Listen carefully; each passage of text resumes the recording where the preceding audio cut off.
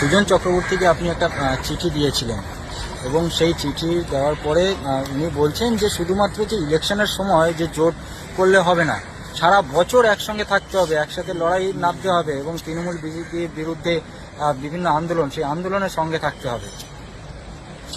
কেউ যদি দিবা স্বপ্ন দেখে আমি কি করতে পারি? আমার দোষ? কিছু বললে সিনিয়র লিডারকে কেন বলছে? আমি প্রত্যেকটা সিনিয়র লিডারকে সম্মান দিই।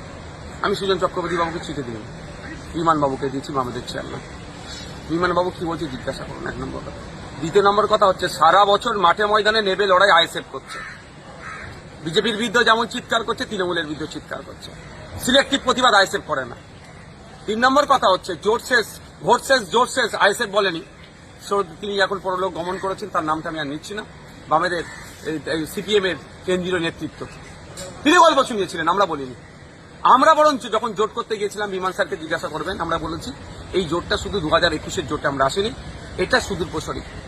আমরা বারবার একটা কথা বলেছি যে এই শুধু কলকাতায় আপনার ব্রিগেডের মাঠে দাঁড়িয়ে বলে দিলাম সংযুক্ত মোর্চা হয়ে গেল, পাবলিক হই হই করে বুথে ভোট দিয়ে দেবে, এটা হয় না। বুথ স্তর পর্যন্ত জোটের প্রভাব পৌঁছাতে হবে। এই প্রভাব পৌঁছাতে গেলে মাঠে ময়দানে একসাথে থাকতে হবে। বারবার এই আহ্বানটা আমরা জানিয়েছি। সুজন বাবুকে যদি পার্টির ভিতরকার সব খবর যদি না তার কাছে পৌঁছায়